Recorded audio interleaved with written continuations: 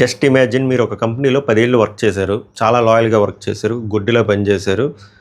Cut చేస్తే morning 6:00కి మీకు ఒక ఈమెయిల్ వచ్చింది. ఓపెన్ చేస్తే అది termination email stating due to some XYZ reasons మిమ్మల్ని టెర్మినేట్ చేయడం జరిగింది. అంటే జరిగిపోయింది. ఇంకా 2 నెలలు లేదు, నెల లేదు. ఇమ్మీడియేట్‌గా మీరు టెర్మినేట్ అయిపోయారు. మీకు ఎటువంటి పేరోల్ రిగార్డింగ్ ఎటువంటి కాంపెన్సేషన్ లేదు. ఈ యాక్సెసరీస్ ఏవైతే ఉన్నాయో ల్యాప్‌టాప్ గానీ, ఇయర్ ఫోన్స్ గానీ, మిగిలిన యాక్సెసరీస్ ఏమైనా ఉన్నాయో మీరు ఆఫీస్‌కి కూడా వచ్చి ఇవ్వవసరం లేదు. మీరు కొరియర్ చేస్తే సరిపోద్ది. ఇంకా మీతో మాకు ఇంకా లింకులు లేవు అని చెప్పారనుకోండి. మీ థాట్ ప్రాసెస్ ఎలా ఉంటది? ఎర్లీ మార్నింగ్ ఈమెయిల్ చదవగానే ఎలా ఉంటది? మీ ఫీలింగ్ ఎలా ఉంటదో చెప్పండి. ఇదంతా ఎందుకు చెప్తున్నానురా అంటే రీసెంట్‌గా యెస్టర్‌డే ఒరాకిల్ 30,000 ఎంప్లాయీస్‌ని టెర్మినేట్ చేయడం జరిగింది గ్లోబల్‌గా. ఇండియాలో 12,000 ఎంప్లాయీలని టెర్మినేట్ చేయడం జరిగింది. దానికి రీజన్స్ ఏంటి? అసలు రీజన్స్ ఏంటి? బయట చెప్పుకుంటున్న రీజన్స్ ఏంటి? మనం ఈ న్యూ ఏజ్ ఏఐలో సర్వైవ్ అవ్వాలంటే ఏం చేయాలి? అనేది చాలా డీటెయిల్‌గా మాట్లాడుకుందాం. అలాగే సాఫ్ట్ రెసిషన్ అనడం కాకుండా సాఫ్ట్ లే ఆఫ్స్ కూడా జరుగుతుందన్న కాన్సెప్ట్ తెలుసు, అది కూడా చెప్తా. So especially this video is very important for IT employees, మాలాంటి ఐటీ ముత్యాలు ఎవరైతే ఉన్నారో వాళ్ళకి, అలాగే ఎవరైతే కెరియర్ ఐటీ మీద పెట్టుకుందాము అనుకుంటున్నారో ఇంజనీరింగ్ చదువుకున్న వాళ్ళకి కూడా చాలా ఇంపార్టెంట్. వీడియో చూడండి, ఎక్కువసేపు అయితే ఉండదు. మొత్తం హార్ష్ ఫ్యాక్ట్స్ అని నేను చెప్పబోతున్నా. సో వీడియోని లైక్ చేసి చూడండి, సో దట్ ఎక్కువ మందికి కొత్త కాంటెంట్, కొత్త టాపిక్ కాబట్టి ఎక్కువ మంది వైడర్ ఆడియన్స్కి రీచ్ అవ్వాలంటే హైప్ చేయండి, లైక్ చేయండి, మీ ఐటీ ముత్యాలకి షేర్ చేయండి, కాంటెంట్ వస్తే సబ్స్క్రైబ్ చేయండి. ఇంకా లేట్ ఎందుకు, let's dive into the video. నిన్న ఒరాకిల్ వాళ్ళు 30,000 ఎంప్లాయీని టెర్మినేట్ చేయడం జరిగింది. లే ఆఫ్ అంటారు, మ్యాసివ్ లే ఆఫ్స్ మాట. 30,000 గ్లోబల్గా, ఇండియాలో 12,000. దీని పర్సంటేజ్ చూసుకుంటే ఇండియాలో ఆల్మోస్ట్ 50,000 ఎంప్లాయీస్ ఉన్నారు. అంటే more than 20% of employees got terminated. ఓకేనా? ఇది ఓన్లీ ఒరాకిలే చేస్తుంది అనుకుంటే అది మన అమాయకత్వం. ఒరాకిల్ కంటే ముందు అమెజాన్లో జరిగింది, మైక్రోసాఫ్ట్లో జరిగింది, మెటాలో జరిగింది. చాలా చాలా పెద్ద కంపెనీస్ ఆల్రెడీ లే ఆఫ్స్ చేశారు. వీళ్ళు బల్క్గా చేశారు. వీళ్ళు బల్క్గా లే ఆఫ్ చేయడానికి రీజన్స్ బయట నుంచి వస్తున్న పుకార్లు కాదు, కానీ ఇవి రీజన్సే. బట్ మెయిన్ రీజన్ అది కాదు. బట్ మెయిన్ రీజన్ కంటే ముందు ఈ రీజన్స్ ఏంటి అంటే, ఒకటి రీస్ట్రక్చరింగ్ జరుగుతుంది. ఇప్పుడు నేను ఆల్రెడీ ఇంతకుముందు ఒక 1 month బ్యాక్ వీడియో చేశాను రిగార్డింగ్ ఏఐతో మనం అడాప్టబిలిటీ లేకపోతే ఈ సర్వైవల్, ఇది ఒక సర్వైవల్ గేమ్లో అయిపోయింది. ఈ సర్వైవల్ గేమ్లో మనం బతకలేము, చచ్చిపోతాం అని చెప్పాం. సో రీస్ట్రక్చరింగ్ స్కిల్ సెట్ ప్రకారం ఎవరు కరెక్ట్గా అప్ స్కిల్లో ఉన్నారో అది రీస్ట్రక్చరింగ్ చేస్తున్నారన్నమాట. ఎవరైతే అప్ స్కిల్గా లేరో, లేకపోతే వాళ్ళ ఒక క్రైటీరియా అనుకున్నారు, ఆ క్రైటీరియా ప్రకారం వాళ్ళు ఆ స్కిల్స్లో లేరో వాళ్ళని టెర్మినేట్ చేయడం జరుగుతుంది. దాన్ని రీస్ట్రక్చరింగ్ అంటారు. Org level restructuring, company level restructuring అంటారు. సో ఆ రీస్ట్రక్చరింగ్లో ఒక భాగంగా చాలామంది టెర్మినేట్ అవుతున్నారు. బట్ ఇంత బల్క్గా అవ్వట్లేదు. ఇది one of the reasons, minor reasons. ఇంకోటి వచ్చేసరికి కోవిడ్ టైంలో చాలా బల్క్గా రిక్రూట్ చేశారు గ్రోత్ ఎక్స్పెక్ట్ చేసి. బట్ ఇప్పుడు అంత గ్రోత్ లేదు. సో అది కూడా రీస్ట్రక్చరింగ్లో భాగంగా వాళ్ళని కూడా టెర్మినేట్ చేస్తారు. ఎందుకంటే ఇప్పుడు జనాలు ఎక్కువైపోయారు. ఇంతకుముందు అంటే ఎకానమీ బాగుండేది కాబట్టి, అన్నీ బాగుండేవి కాబట్టి ప్రాక్టీసు, బెంచ్ ఇలాంటి కాన్సెప్ట్ ఉండి, ఇప్పుడు అలాంటి కాన్సెప్ట్లు లేవు. సో బల్క్లో ఇప్పుడు 2000 to 2022లో ఎవరైతే almost 90% of companies bulk recruitment చేశారు కదా. సో ఇప్పుడు వాళ్ళు ఎక్కువైపోయారు, వాళ్ళు కూడా తీసేస్తున్నారు. ఇంకోటి వచ్చేసరికి బయట ఎకానమీ బాగలేదు. మీరు ఏ మార్కెట్ అయినా చూసుకోండి, స్టాక్ మార్కెట్ కానీ, మనీ మార్కెట్ కానీ, గోల్డ్ మార్కెట్ కానీ అస్సలు బాగలేదు. ఎవరి కరెన్సీ కూడా బాగలేదు. ఇండియన్ కరెన్సీ బాగలేదు, అమెరికన్ కరెన్సీ బాగలేదు. అమెరికన్ కరెన్సీ బాగలేదు అంటే గ్లోబల్ కరెన్సీ బాగలేదు. అండ్ వార్ జరుగుతుంది. దీనివల్ల ఫినాన్షియల్గా ఎవరూ స్టేబుల్గా లేరు. సో ఇవన్నీ చిన్న రీజన్స్. బట్ ఇలా బల్క్గా 30,000, 40,000 లే ఆఫ్ అవ్వడానికి మెయిన్ రీజన్ మైక్రోసాఫ్ట్ అనే కాదు, ఒరాకిల్. ఇప్పుడు ఒరాకిల్ ఏదైతే చేసిందో ఆల్మోస్ట్ ప్రతి కంపెనీస్ ఫ్యూచర్లో ఇదే చేయబోతుంది, కానీ అది అలా బయటికి చెప్పుకోరు. మామూలు ఐటీ సెక్టర్లో ఉన్న వాళ్ళకి అర్థమవుతుంది. ఏమరా అంటే వీళ్ళు ఓపెన్ ఏఐతో టైఅప్ అయ్యారు మాతో కొన్ని వేల కోట్ల project regarding AI investment, AI and cloud data centres build చేయడం కోసం. ఓపెన్ ఏఐ, మీరు ఏదైతే చాట్‌జీపీటీ వాడుతున్నారో దాని కంపెనీ వాళ్ళతో టైఅప్ అయ్యారు. దానికి కావాల్సిన అమౌంట్ కొన్ని వేల కోట్లు. సో ఇప్పుడు అన్ని వేల కోట్లు వీళ్ళు ఎక్కడి నుంచి తేగలరు? వాళ్ళ దగ్గర పాకెట్లో డబ్బులు ఉండాలి కదా. ఇందాకే చెప్పాను నేను, స్టాక్ మార్కెట్ బాగలేదు, షేర్ మార్కెట్ బాగలేదు, మనీ మార్కెట్ బాగలేదు, గోల్డ్ మార్కెట్ బాగలేదు, బయట వార్ జరుగుతుంది. సో కరెన్సీ పరిస్థితి ఏమీ బాగలేదు. సో వాళ్ళకున్న ఏకైక దారి లే ఆఫ్. సో అందుకు ఈ 30,000 మంది లే ఆఫ్ చేశారు. సో దట్ ఈ అమౌంట్ అక్కడ ట్రాన్స్ఫర్ చేయొచ్చు. ఈజీ కదా. మన మన మన డబ్బులు 30,000 ఎంప్లాయీస్ శాలరీస్ అంటే చూడండి, ఎందుకంటే ఎవరికి కాంపన్సేషన్ కూడా లేదు. కొంతమందికి ఇమీడియట్గా టెర్మినేట్ చేశారు, కొంతమంది 15 రోజులు టైం ఇచ్చారు అంతే.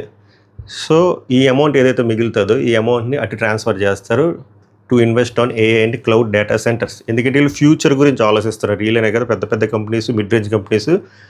మనమేమనుకుంటున్నాం అంటే ఏఐ రావడం వల్ల ఇమీడియట్గా జాబ్స్ ఎఫెక్ట్ అవుతున్నాయి అనుకుంటున్నారు. అది చాలా తక్కువ పర్సెంట్. వీలేదంటే ఏఐ వస్తుంది కాబట్టి మనం రెడీగా ఉండాలి, కాబట్టి ఏఐకి తగ్గట్టు ఇన్ఫ్రా మనం బిల్డ్ చేసుకోవాలని చెప్పి ఇన్ఫ్రా బిల్డ్ చేసుకున్నారు. ఇన్ఫ్రా బిల్డ్ చేయాలంటే కొన్ని కోట్ల డబ్బులు కావాలి. కోట్ల డబ్బులు కావాలంటే ప్రజెంట్ ఏ మార్కెట్ బాగలేదు కాబట్టి ఇలా లే ఆఫ్స్ చేస్తున్నారు. సో దట్ మన శాలరీస్ తాలూకా అమౌంట్ అటు ట్రాన్స్ఫర్ చేస్తున్నారు. ఒరాకిల్లో ఇప్పుడు జరిగింది అదే. అందుకే 30,000 మంది గ్లోబల్గా పోయారు. మన ఇండియాలో 10 నుంచి 12,000 మంది పోయారు. ఇది ఫేజ్ 1, ఫేజ్ 2 కూడా ఉంటుంది. ఫేజ్ 2లో కూడా ఇదే జరుగుద్ది. ఒరాకిల్లో జరిగింది, ఇది ముందు అమెజాన్లో జరిగింది, మైక్రోసాఫ్ట్ జరిగింది, మెటా జరిగింది, చాలా వీటిలో జరిగింది. మిడ్ రేంజ్ కంపెనీస్లో కూడా జరుగుతాయి అండ్ ఇండియన్ కంపెనీస్లో కూడా జరుగుతాయి. టీసీఎస్, విప్రో, టెక్కమ్ అన్నిట్లో కూడా అవే జరుగుతాయి. సో దీన్నే మనం ఆపలేం. This is the actual reason behind layoffs. మీరు చేయాల్సింది ఏంద్రా అంటే అప్స్కిల్. నేను ఆల్రెడీ చెప్పాను, మీరు అప్స్కిల్ అవ్వకపోతే ఈ సర్వైవల్ ఇది ఒక సర్వైవల్ గేమ్లో తయారైంది. ఈ సర్వైవల్ గేమ్లో మీరు బతకలేదు. మీరు అప్స్కిల్ అవ్వకుండా నేను చాలా టాలెంటెడ్ పర్సన్, నేను చాలా తెలివైన, నేను ఒక్క టెక్ స్టాక్ని నమ్ముకుంటానంటే అవ్వదు. మల్టిపుల్ టెక్ స్టాక్స్ నమ్ముకోవాలి, ప్రాపర్గా ఏఐటి ఇంటిగ్రేట్ అయ్యి ఉండాలి. అప్స్కిల్ అయ్యి ఉండకపోతే కన్ఫామ్గా మీరు కూడా లేచిపోతారు. అండ్ ఇంకో విషయం, అప్స్కిల్ అనేది ఎంత ఇంపార్టెంటో ఇంకోటి, ఇప్పుడు చాలా పాష్ లైఫ్కి అలవాటు పడిపోతారు ఎస్పెషల్లీ ఐటీ పీపుల్. నేను చెప్పేది ఏంటంటే ఈ లే ఆఫ్స్ జరుగుతూనే ఉంటాయి. సో సేవింగ్స్ పెట్టుకోండి, అట్లీస్ట్ ఒక 6 months or 8 months సేవింగ్స్ పెట్టుకోండి. ఎమర్జెన్సీ ఫండ్ పెట్టుకోండి. ఎనీ టైం మీరు లే ఆఫ్ అయినా అయ్యారనుకోండి, అట్లీస్ట్ అప్పుడు 6 to 8 months మీకు బ్రీతింగ్ స్పేస్ ఉంటుంది. ఎందుకంటే ఇప్పుడు బయట సాఫ్ట్ లే ఆఫ్స్ జరుగుతుంది. ఇప్పుడు ఎస్పెషల్లీ జాబ్ ఎవరైతే ట్రయల్స్లో ఉన్నారో వాళ్ళకి అర్థమవుతుంది. రిక్రూట్మెంట్ ఆపేశారు. 90% ఆఫ్ ద కంపెనీస్ రిక్రూట్మెంట్ ఆపేశారు. So which is nothing but a soft లే ఆఫ్స్. మీరు ఎక్కడైనా గమనించండి, ఎక్కడ రిక్రూట్మెంట్ అవ్వట్లేదు. ఎందుకంటే అసలు మనీ ఫ్లో అవ్వట్లేదు. ఈ పెద్ద పెద్ద కంపెనీస్ అంతా ఏఐ మీద ఇన్వెస్ట్ చేస్తున్నాయి కాబట్టి అసలు వాళ్ళు కొత్త కొత్త వర్క్ అంటే మ్యాన్ పవర్ కావాలనుకోవట్లేదు. ఉన్న వాళ్ళనే నడిపిద్దాం, ఉన్న వాళ్ళలోనే మళ్ళీ కట్ ఆఫ్ చేస్తారు. సో ఇలాంటి సాఫ్ట్వేర్ ఎడిషన్, ఇలాంటి సాఫ్ట్ లే ఆఫ్స్ జరుగుతున్నప్పుడు మన టోకెన్ ఎప్పుడైనా రావచ్చు. అందుకని చెప్పి మీరు ఎమర్జెన్సీ ఫండ్ పెట్టుకున్నారు అనుకోండి, అది మీకు హెల్ప్ అవుతుంది. ఇంకోటి, stop comparing your self with others. ఎందుకు అంటే ఇప్పుడు ఎలా జరుగుద్దంటే, ఈ నాకంట టెక్ స్టాక్ తక్కువ బట్ ఈ సర్వైవల్ అవుతుందని నన్ను ఎందుకు లేపేశారు అని చెప్పి చాలామంది అప్సెట్ అవుతున్నారు. అదే అసలు first stop comparing your self. And కంపెనీతో ఎమోషనల్ అటాచ్మెంట్ పెట్టుకోకండి. మీరు వర్క్తో ఎమోషనల్ అటాచ్మెంట్ పెట్టుకోండి, వర్క్తో లాయల్గా ఉన్నాను. కానీ కంపెనీతో లాయల్గా ఉన్న, కంపెనీతో ఎమోషనల్గా అటాచ్మెంట్ పెట్టుకున్నా మీకు స్ట్రెస్సే తప్ప ఏం ఉండదు. ఇప్పుడు 10 ఏళ్ళు వర్క్ చేసిన వాళ్ళు, 15 ఏళ్ళు వర్క్ చేసిన వాళ్ళు, 20 ఏళ్ళు వర్క్ చేసిన వాళ్ళు ఉన్నారు ఒరాకిల్. వాళ్ళు ఏమైనా వాళ్ళ లాయల్టీని చూసారా? వాళ్ళ ఎమోషనల్ ఆస్పెక్ట్ని ఏమైనా చూసారా? పోనీ వాళ్ళ వర్క్ని చూసారా? అవేం చూడలేదు కదా. ఎండ్ ఆఫ్ ద డే వాళ్ళకి పైసలు కావాలి. వీళ్ళని లేపేస్తే పైసలు వస్తే ఈ పైసలు అక్కడ ట్రాన్స్ఫర్ చేద్దాం. కంపెనీలు ఎప్పుడు లాయల్గా ఉండవు ఎంప్లాయీసే లాయల్గా ఉంటారు. ఎంప్లాయీస్ కంపెనీకి లాయల్గా ఉండవలసిన లేదు, వర్క్కి లాయల్గా ఉండండి. ఆ ఎమోషనల్ అటాచ్మెంట్ తీసేయండి. సో ఇలాంటి లే ఆఫ్స్ జరిగినా కొంచెం స్ట్రెస్ లేకుండా ఉంటారు. సో ఒకటే ఫిక్స్ అయిపోండి, ఆల్రెడీ జాబ్ చేస్తున్న వాళ్ళు, this is a new age IT. It's all about survival. Upskill అయినోడే బతుకుతున్నాడు. కొత్తగా వచ్చే వాళ్ళకి నేను చెప్తుంది ఏంటంటే, జాబ్ అంటే ఐటీఐ కాదు. మీరు పైనుంచి చూసే గాజు మేడలు చూసి ఏదో తురుమనుకుంటే ఇంతకుముందులో లేవు.